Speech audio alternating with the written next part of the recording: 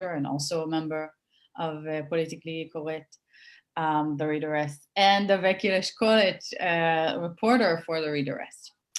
This webinar will last about an hour. We have 45 minutes and then some time for questions. We invite you to leave your questions at any time at the Q&A section, those of you watching us through the webinar. And if you're watching us on Facebook, please leave your questions at the comment section and they will be relayed to us.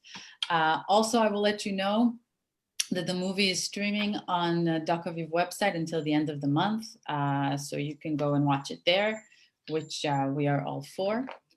And I want to start by just saying a little bit about the movie and about what we want to discuss today. So the movie is a documentary, I think, maybe Alex will tell us more, about the story of Ada, who is raped 3 times by the same man. And her story is told in a very unique way through a series of characters or people who tell part of her story and then also relate to it in their own way, thereby telling us this great big cultural phenomenon basically, and creating something that is much larger than this one specific story, while at the same time telling a very coherent, I don't know if coherent, but a very specific narrative. And the film takes us through an emotional journey in many ways that is similar, I think, to Ada's journey. It begins by having the viewers a little bit confused, maybe ashamed. Maybe we'll talk about this a little bit more. But this way of walking on the line between Ada's story and the story of the person telling the story creates this feeling that slowly begins to grow into something bigger as the movie progresses. And this is basically what we want to talk about at the panel today, is the way we talk about sexual violence and the way we tell these stories, whether it's in art, in filmmaking, in documentary filmmaking, or in the way we cover these stories in the news. And we want to look at what these stories do today and what they can do when told in a different way, like this film. And that's why I want to start, Alex, by asking you, this film has such a unique way of telling the story, and we were all wondering, how did you come to this concept, this view of having the story told through these differing perspectives all the time, and this unique structure of the movie? Where did it come from? What is it based on? So first, thank you very much for the question, and thank you very much for the invitation. I'm very happy to speak with you tonight. And I'm very happy the film to be seen in Israel. It was a very long process, maybe because I'm a very slow person, but maybe too because, I mean, I am a very slow person. That's, I mean, a statement. But it was very slow too because we started to work on the film way before the Me Too movement. And I am very strong. I mean, I think of myself as a very strong feminist. And when Ada told me her story, the first question I had was just like, why did she go back to her rapist? And I was so ashamed that, you know, because it's, you know, it's called like victim blaming or double victimization. I instead of asking myself, why did this guy raped her?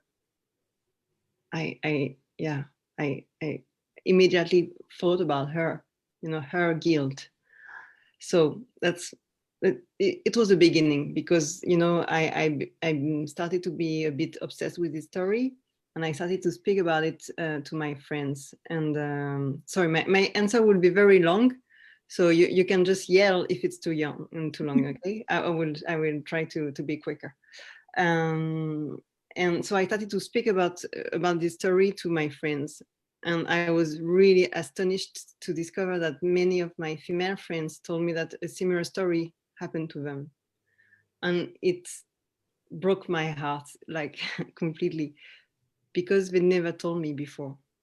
And I was just like, you know? these women are like my sisters and they didn't tell me. It means that they had to live with it like for years. And when I told this story to my male friends, when I have to say that my male friends, you know, they are very handsome most of the time, very clever, very educated. You know, they are not monsters. They are not creepy. They don't wait for girls in strange places, in dark streets or with a knife. You know, they are very nice people, very nice men. They told me, if this is a rape, I am a rapist. And I was just like, yes, maybe you are a rapist. Because, you know, you never want to think of yourself as a rapist. You know, it's rapist, it's always someone else. It's, but, you know, when you hear that, we say most of the time that 1 woman on 6 was raped, it means that maybe around you, I mean, we can think that 1 man on 6 is a rapist. So it means that you know men who raped someone. You have to. I mean, it's like, it's mathematical. It's not me being so. I will come to the answer. Don't worry. Don't so I thought that it was very hard for people to identify with rape victims, because, I mean, I'm talking about Europe, but in Europe, we live in something called, like, to me, meritocracy. It means that you deserve what you, I mean, you get what you deserve. And no one wants to believe that, no, we don't get what we deserve. No, nobody gets what he or she deserves. And so I thought that I had to find a way to force, in a way, without, I mean, with their consent, but to force people to get into Ada's shoes. So I really believe that reenactment sometimes, you know, can make you feel what, you know, because I wanted to be an actress when I was young, and sometimes you play a role, and even if it's horrible what you did, what you do in the role, because you've learned the words, and you are in this person's feelings, body, I don't know, all of a sudden you start to understand why they acted this way.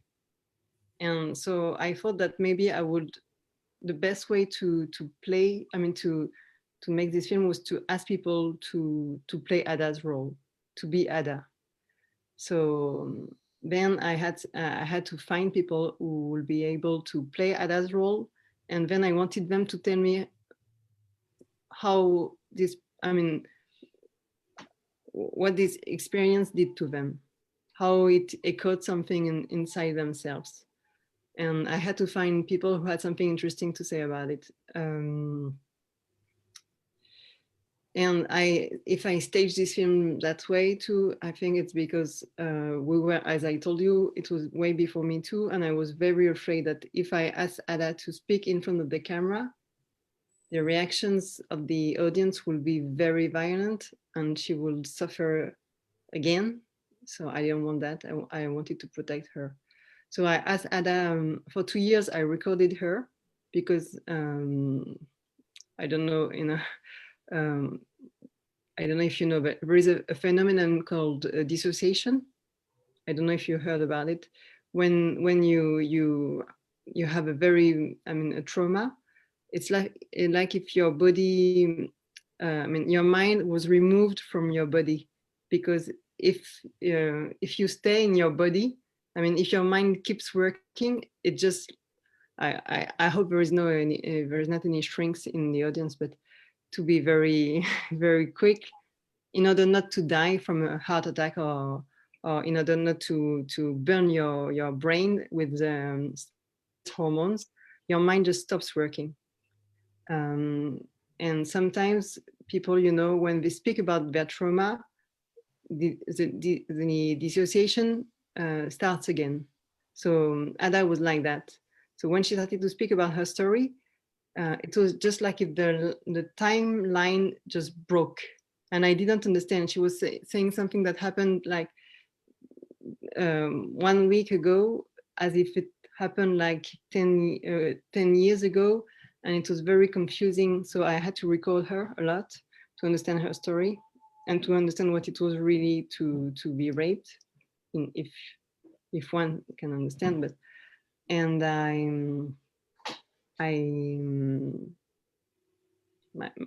my life is coming in the my daughter.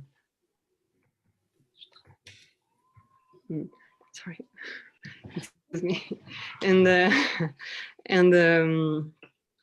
this is this is virtual life. It's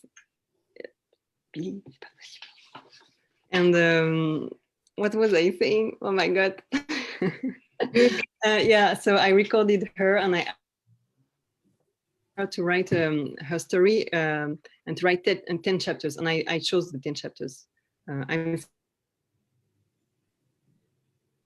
same things.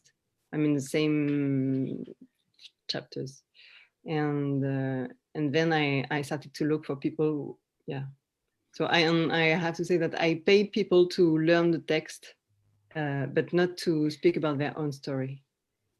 It was a very long answer. No, but a very, very interesting one. And yeah, it's this thought about trauma and the process, it very much is reflected in the film, and is also why we have Tamar with us today. So I want to take this further, because I think Tamar can help us think about what you just brought to this panel. As you say, trauma plays a very big part in this film, and our ability to process it. And I think Tamar, as a social worker and cultural researcher, can maybe talk to us a little bit about this psychological and cultural effects of the way we tell these stories of sexual violence, and what different ways of talking about sexual violence can bring to our ability to cope with this kind of trauma. So Tamar, please. Thank you. I start by saying I'm grateful to be here, and I was very emotional watching the movie. I think it's a unique piece of work, and I'm very grateful to have seen it. It's, for me, a movie that can be talked about in so many ways, but I'm going to talk about it tonight as a cultural researcher and a social worker. And the things connect, and they connect in this movie when we think about the ways we, in our culture, perceive and tell the story of sexual assault. And I'm going to argue that what we want to do is shift the perception of sexual assault from stills pictures to movie. And that's partly what the documentary is doing. And also what, if we've been talking about press coverage, it's also what the media and journalism can do and might start to do. But what does it mean to shift from stills perception of sexual assault to a movie perception? So when I lecture and I talk to people, I'm doing workshops, I'm asking them, what do you imagine when I'm saying sexual assault? And most of the times, people are responding with stills pictures. You might have them in your mind as well right now. Do you have the stills picture of a woman walking alone in a dark street at night? Maybe you have the image of a woman shielding her face from being hurt. Many times we have the image of a punch, a male punch. And most of us have the image of a male aggressor holding the hands of a woman, probably in a lying position, in forceful penetration. But sexual assault is not stills. It's not stills pictures. It's a video. It's a movie. So as a movie, sexual assault has a beginning, a middle, and an end. And most of the time, what we know from researching violence interactions, we know usually it begins from the distance. It begins with looking, closing distance.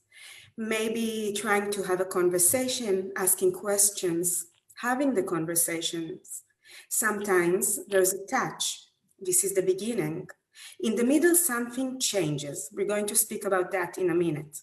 But what happens when we, in the end, that's the actual physical violence. That's the actual sexual violence. That's the rape. So what is this movie? Where can we see it? We can think about what we know. Who are the people that are sexually harassing? Many times, many of the stories we hear are about neighbors, dates, doctors, teachers, the fathers of friends, neighbors.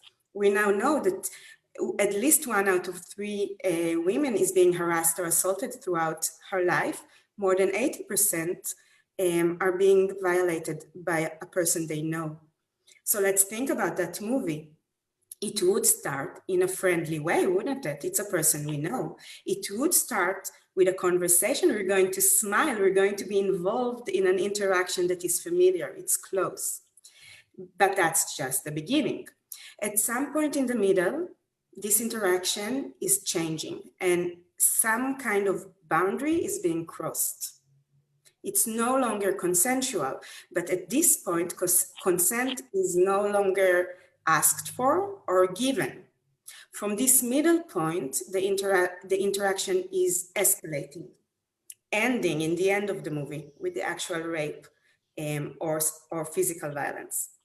When I watched the documentary, I listened to all the people reflecting on Ida's story. And if you just listen to them speaking, you can see a movie that they all share. Most of them are speaking about being young, trying to explore identity and sexuality. They're going out, they're meeting people, they're exploring what is closeness, what is relationship, what is love. This is the beginning of the movie. It is consensual, but as we hear in that movie, at some point in the middle, things are shifting. And that is the cultural movie of sexual assault. It's extremely important that we'll do this shift from stills to video. One of the reasons, and maybe almost the most important one, is that the stereotypization of sexual assault is a stills stereotypization. It's the stranger, it's the one in the street, it's the one jumping on a woman. When we think in stills, when we think in that stills picture, sexual assault is also a very short thing, isn't it? But what happens when we go into the movie? It's our family and friends, it's all around us. It's something that we all share. And it's not that crazy rapists. You mentioned it. All of our friends, or at least some of them, might be rapists in some way, if we go with that definition. It's really important to take sexual assault from darkness to light, from stills to movie. It's also extremely important because it validates the stories of women, the testimonies of situations that are not yet rape. We are hearing more and more women talking about what is commonly called the gray areas or sexual assault. So sexual assault is now legally recognized, but what about these gray areas? The boss told me something, it's a bit sexist, it's sexual about my body, it's not yet sexual harassment, but what is it? If we think about the movie, it's the beginning of the movie. So we validate the experience of women experiencing this kind of interactions. They might not be the full movie, but they're part of a movie of sexual assault. And that movie is cultural. It's not individual, it's not psychological, it's cultural. This movie is written and directed by our culture. And you ask sometimes, why did he do it? I mean, he's not a psychopath rapist, so why did he do it? Well, he did it because we raised him to do that. We raised him to identify masculinity and his value as a man with sexual interactions, with erections, with orgasms, with the amount of women men sleep with. We raise men many times to look at women as objects, to sexualize them, especially in a sexual interaction. We ask about women sometimes, well, why didn't she stop it? We didn't raise her to stop it. We raised her to be nice and beautiful and quiet. We raised her to give priority to the needs and desires of others, like one of the women in the documentary, very well defined. We raise girls to be submissive, all through in all interactions in life, but maybe more than ever in these kind of interactions with men that are so boundary crossing. And I don't want to say that people are responsible for that. It's uncontrolled, it's unaware, it's our culture educating us to do something. But that is why it's incredibly important that we'll have more information, written or visual, about how these movies are performed, step by step, stage after stage. It's the only thing that can help us as a society, as a culture, to see the movie, deconstruct it, critically look at the roles and the stages of that sexual assault movie, hopefully reconstruct, so we can hopefully, to erase these movies from our culture. But on the way there, how can we stop the movie? Stop it early on, stop it in the beginning, in the middle. How can we change the roles? It's really important that movies, as this documentary and other media representation, other exposés and press coverage will show us the details and the full movie. And what I really liked about the creative choices in the documentary was that we have no idea about the names of the people speaking. We don't know which story is the original story or the stories that are connected to that story. That's a brilliant choice, I thought, because this is not their story. It's not a story of one individual. It's not a story of one name. It's not a story of some man who's psychologically damaged or a woman who's psychologically damaged. This is the story of our society. It's the story of our culture. We don't need to name it. We don't need to give people names. This is our story. So on the one level, this switch from stills to video is helping us as a society to deal with the phenomenon of gender-based violence. At the same time, when we go into the mechanism of trauma, it has also implications.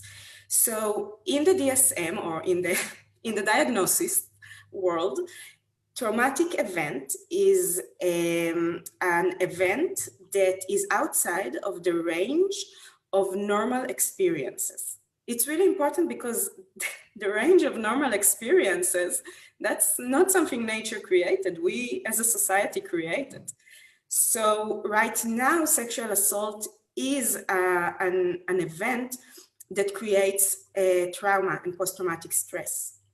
But what will happen if we as a society validate that movie of sexual assault more and more? Some of the events that are now traumatic would be more validated. We'll know about them more, we'll hear about them. We'll see them in movies, we'll hear about them in the newspaper, we'll see them on TV, and we'll see them as a sexual assault movie. They will not be accepted by society. They will be unnormative. So I'm not saying that if in the future women would not be traumatized if they'll be in this situation, but it might be a different kind of intensity of trauma. But maybe the most important thing that this shift from stills to video can do in the trauma department is the healing process. So part of what post-traumatic stress disorder does, part of what traumatic events do, is creating a memory that is not chronological. There's no one story. So the memory is with frictions, right? We heard it in the documentary. You remember maybe colors or smells or noises. You can't remember the entire story. But the post-traumatic brain craves for that in a way. We want to know what happened. We want to have our memory back. We want to have those parts of ourselves back. But what if we live in a society, in a culture that talks freely about these experiences of sexual assault? What if it will help us talk about it more freely, ask for support? What if the society around us will be able to give us validation and support to talk about this kind of movie? Would it help our memory reconstruct faster, earlier? Would it help us feel less guilty, less filled with shame, to hide it less? Because everyone around us would say, we know this happened to you. You're right, it happened to you. You're not imagining, you're not overreacting. That was rape. Exactly the stories we've seen in the documentary. That was rape, we're supporting you. That might have a very big influence on the healing process from trauma. And it might also, hopefully, have some kind of effect on our police system and our court system and our educational system.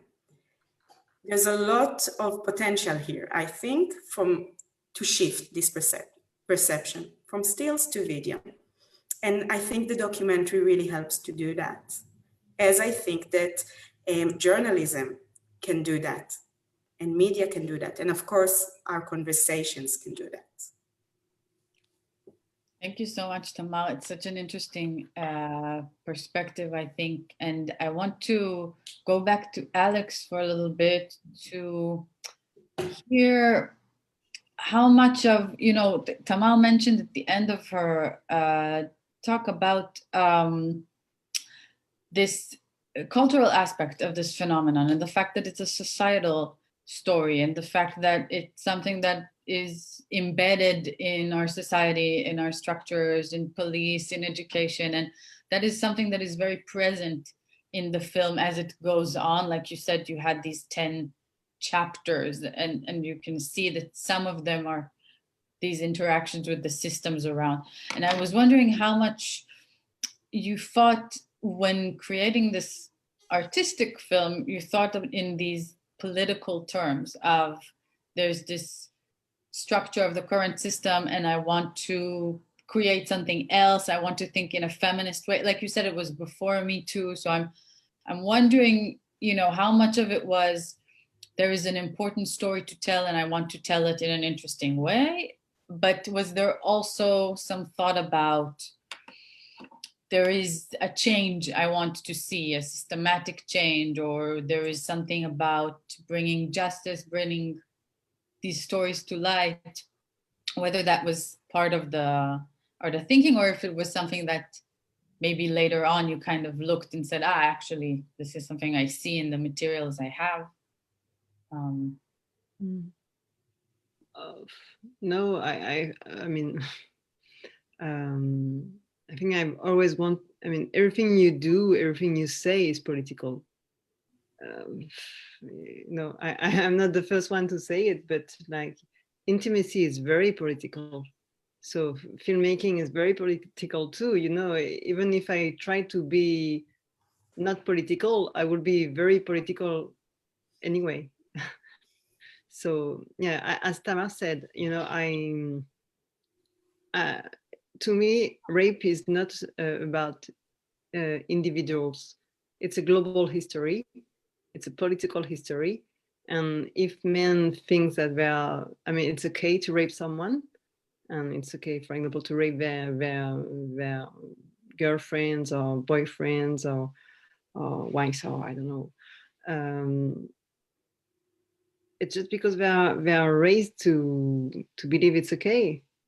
And so I wanted to show, when I made the film, I think I didn't think the film will not have any success, because when I started to work on it, people would say things like, when I started to go in, to try to find money to make the film, people would tell me, maybe you should make a film about a real rape and things like that.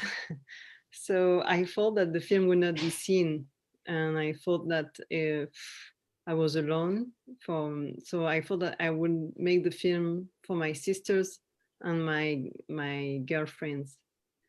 And yeah, to me it was very important in the film to speak, for example, about the police.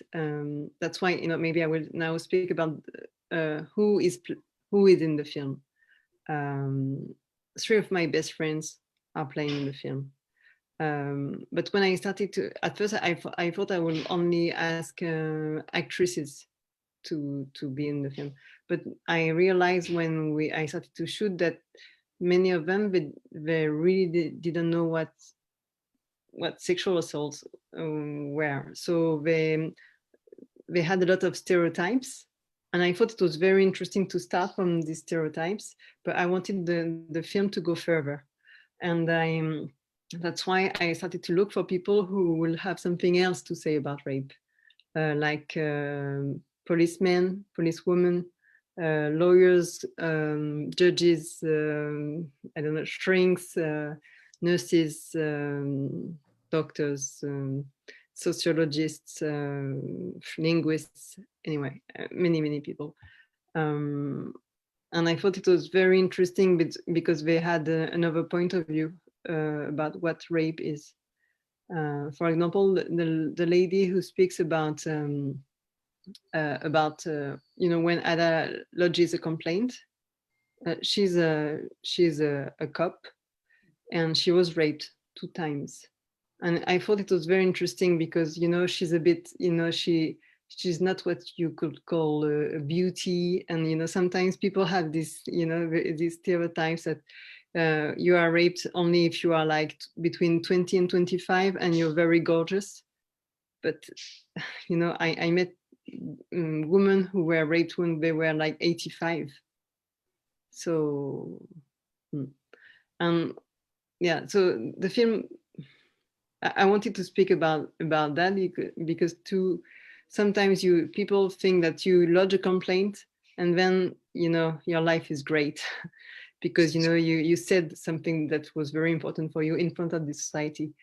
But policemen and policewomen, they are part of our society, and they are raised as we are in what we call the culture of rape. So it means that very often when at least in France and in Belgium, when you lodge a complaint, most of the time it's even worse than before, because there is no one to listen to you, really. And people will say like terrible things like, why did you go there? Why did you go there dressed like that? You knew what would happen. So it's very, very hard. And something very political too, to me in the film, and something I really like something that was important for me in the film.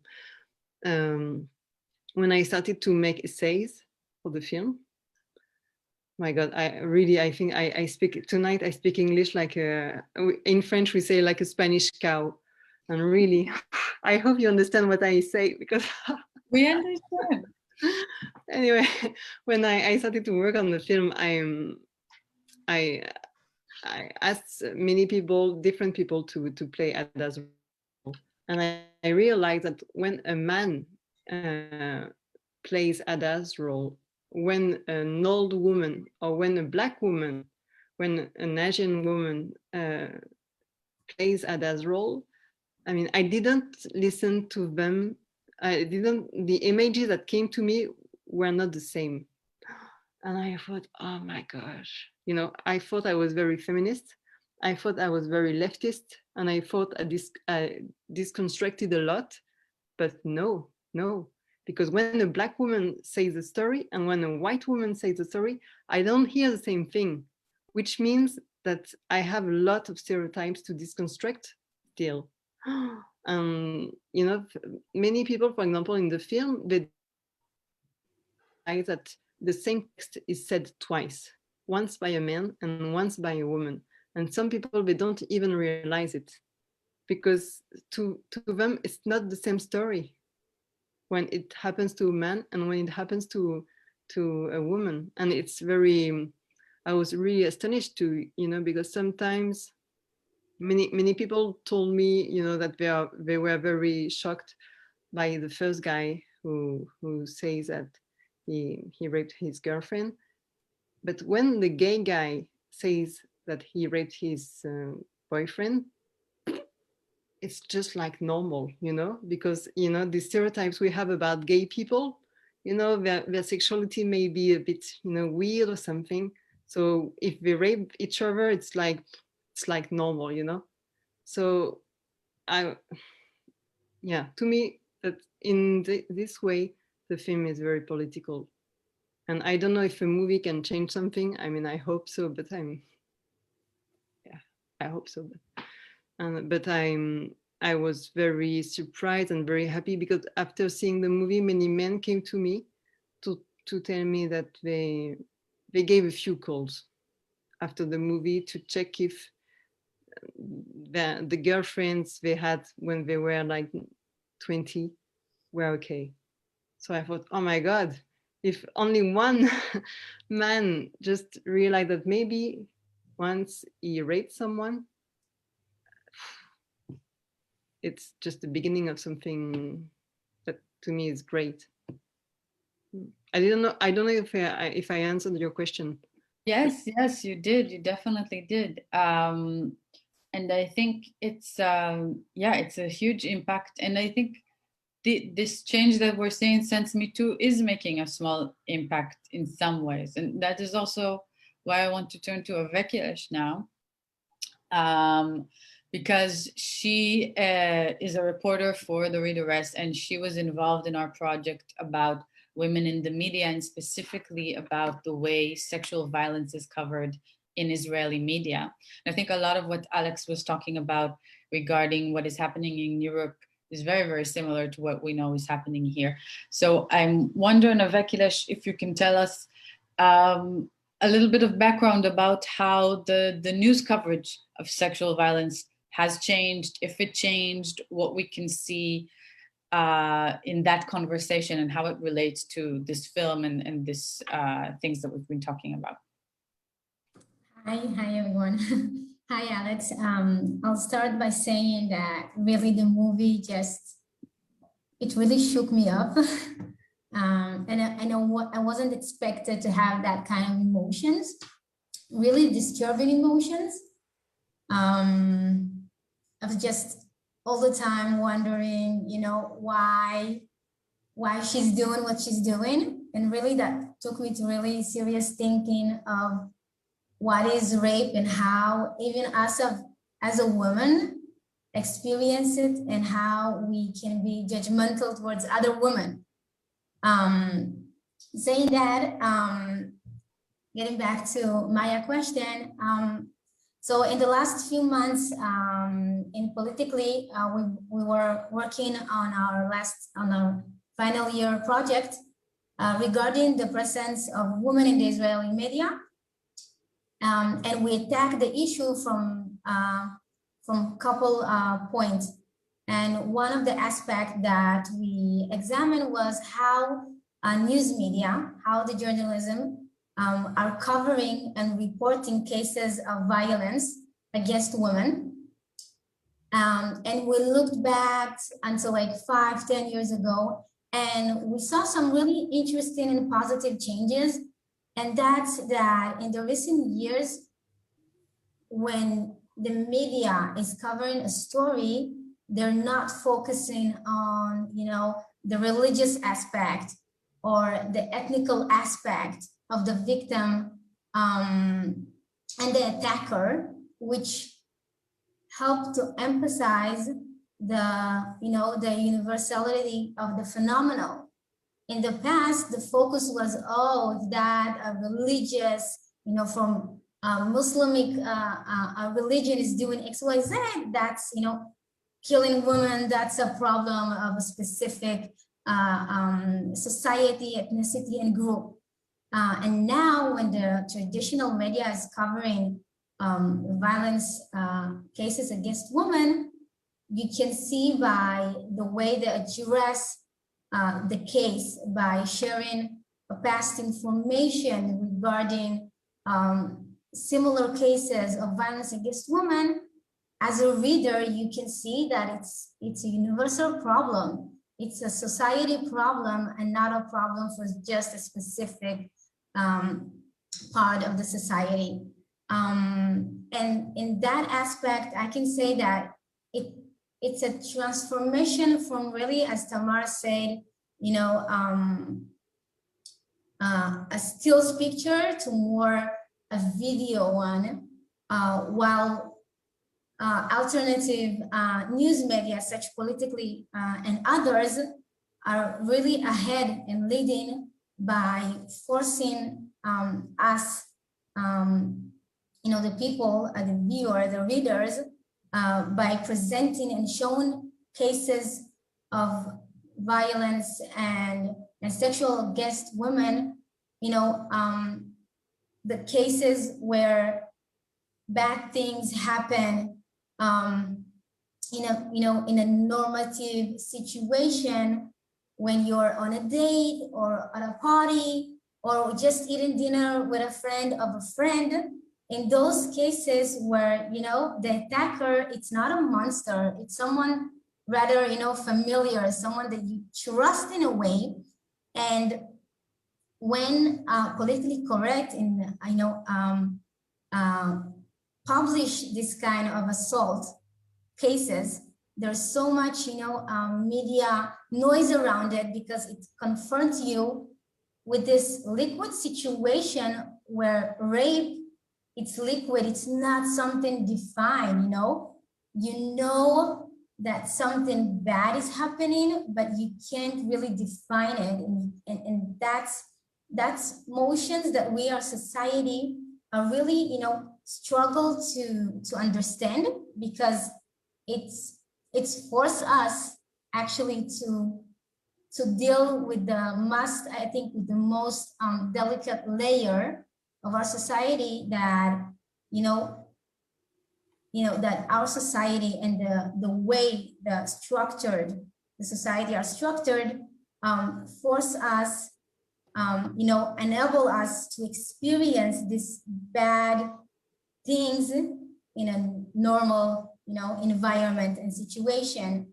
And what the alternative media as Politically is doing is always making sure that, you know, we will hear those cases where, you know, the bad, it's not completely bad, someone that you know, that you trust, and more focusing on those cases to, I think, as a society, as a newspaper and Politically Correct, what we're trying to do is, you know, is saying we want to deal with the fundamental, you know, things that create a place where you're supposed to be a safe environment, a safe relationship, but due to those, you know, gender differences and gender behavioral that, you know, men are set to act in one way and women are set to act in another way, that allow that battle of power being really dominated and being controlled by, you know, by an old definitions that are no longer relevant to our society and to where we want to be.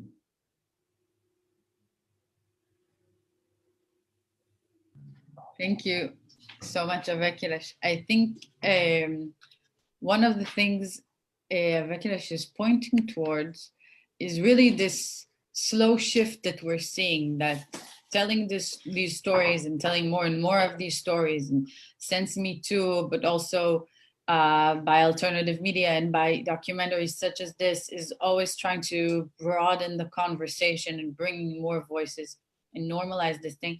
I was wondering how you see the effect.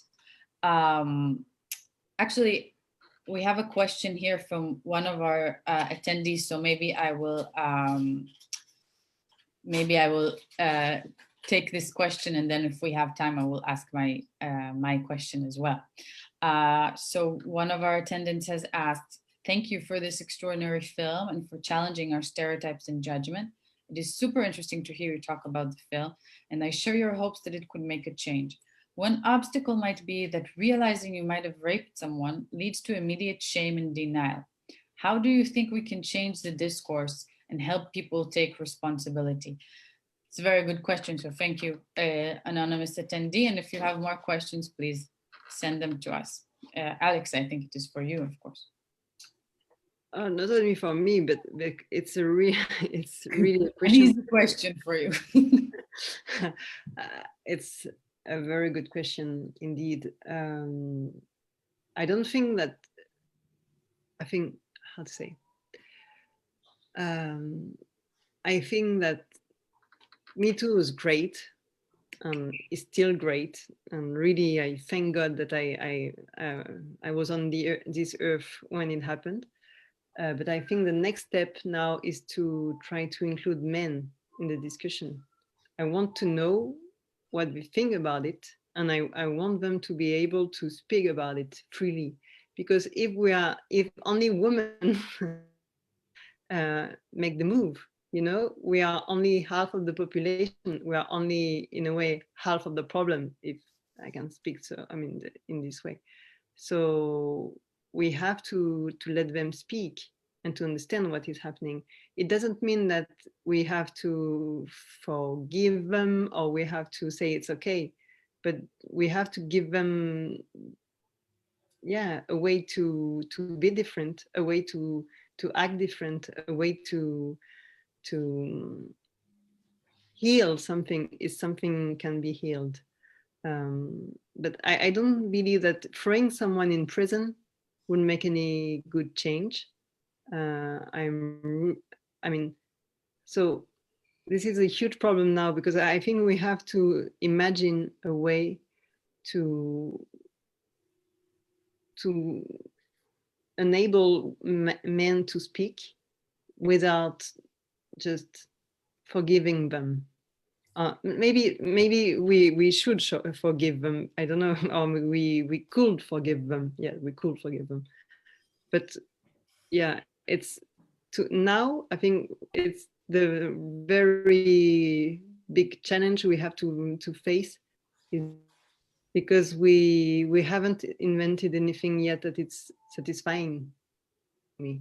I don't know, Tamar. Maybe you have something more interesting to say about it, but.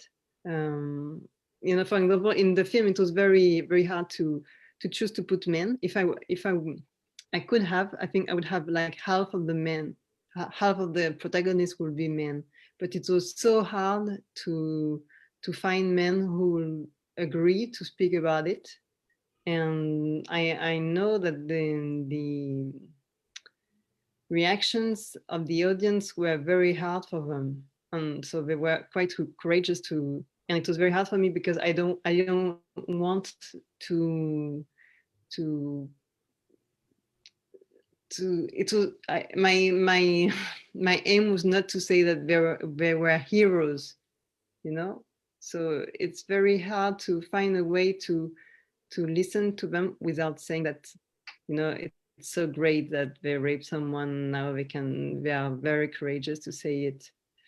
So it's very edgy, but it's very, it's really a need we have now to find something. Definitely, I think it's a very specific place we are in a historic moment. What you're saying, I think is very true, and we don't really have the tools. What are you saying? Ah, okay.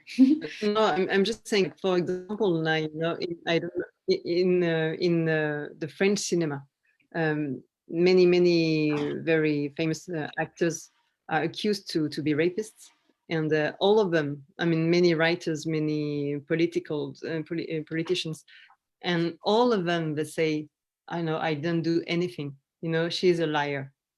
And I hope that one day I will hear someone say, I am so sorry for what I did. I am really sorry for what I did. You know, I think if someone say that, I think the first one I will cry, really, because I'm really, please stop denying this woman. Really, they have to become aware of what they did. Yeah. It's an interesting point. It very much reflects an investigative report we had just this week that had a lot of impact in Israel, focusing on an actor who did admit and did take responsibility in a way.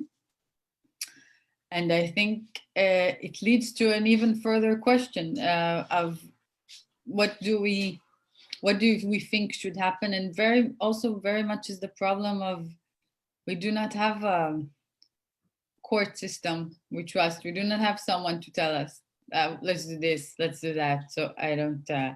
But we have another question from Yael Flores, who said, "What do you think about the impact of social media? Think about these issues." And I would love Tamar or Avekilish maybe to also answer if they have questions, if they have thoughts on the issue. Tamar?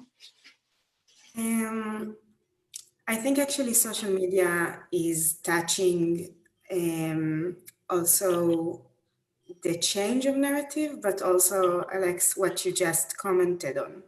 So on the one hand, social media is a huge platform to do this shift from stills to movies. And I've looked, read and listened to so many brave women actually telling the stories of these movies, and it's always mind-blowing in a way, and you can see it in the responses either of other women who get the validation to say it happened to me as well. And okay, if you say it's not okay, I can dare to say something similar. And also there are many responses from men saying, now that I can read it 1 minute after the other from your experience, I have a different perspective on our role as men or my personal experience. At the same time, social media is a platform for negotiating this role of men, this very complicated role of men that our discourse is enforcing right now. So on the one hand, it allows more awareness. It allows men to be held responsible. It allows men to listen, because any kind of change would have to start by men listening, right? So social media helps that. At the same time, social media is also the platform for the victims. And it's incredibly important for that platform to be one that victims can voice their voice. I'm not sure that that platform right now is capable of containing the different processes of the victims and the aggressors. And I'm not sure we know exactly how to navigate it, either as operators of social media or as individual participants. Can we give room only to the voices of women and not allow men to have their kind of negotiation and change process and their voices expressed in social media? If we want to do that, how can we allow men to do this negotiation? Because they have some processes we expect them to do. They might also want to do them, but where? They start by listening to us, hopefully. It raises awareness, hopefully. It leads to a desire to change, maybe, but change always happens when we have not just the individual motivation, but the support of the environment. So where would that environment be, especially because social media is now our to-go environment. And I think in this sense, we are maybe in the beginning of the process of trying to understand where to have which kind of discussion, while still allowing men to have change processes, and at the same time protecting our desire to continue being a platform for the stories of the victims. How we can manage to do it, I don't know yet, but I hope we can find a way in the next few years. I think it would be critical for any kind of change. Thank you very much, Tamar. I think I will then go back to my, unless Avekilash, do you maybe have something to add about this issue? Yeah, I will say that I think the place and the role that social media is playing is that, you know, regarding sexual assault and harassment towards women, the traditional media is focusing basically and mainly about, you know, the drastic situations of attacker, you know, assaulting you at night in a corner, a husband killing his wife, you know, that's, you know, the stories that sell newspaper. And what social media done is that we are hearing those, you know, ordinary assault stories that happen while we're living our life at work, while you're sitting on the bus, while you're out dancing with your friends, you know, giving us those stories, more common stories that are maybe they're not worth to be written on or published on a newspaper, but they are worthy for every woman that is experiencing that. And I think that's the power of social media, talking about not the unusual cases, but the usual things, the common things that women are experiencing regarding sexual assaultment and violence. So that's the strength of social media, talking about real life. Thank you very much, Avekilash. So we only have a couple of minutes left. So I would like to ask if you have any last thoughts. Maybe I can say my last question, but Alex, you don't have to answer it if you have something else to say. The last question that I still have in my head, even though there are many that we can still discuss, but in order to wrap things up, is really about coming back to the individual change, because there is something very, very strong in the movie, I feel, when you see the different people reading the story over and over again. You touched about this a little bit, and I think that is something that we've all discussed here, and that is true to social media, to the way we cover these stories in the press, and the way we do when we read them and we see people's reaction, is this concept of really reading or listening or being in a story and it having some power and changing you. And I think that is something that is very present in this film. So I was wondering if you had if you saw something very unique during this process, or if you had anything to add about it, or just in general, in closing, before we leave. I'm sorry, there is a cat. Oh, I thought it was my baby.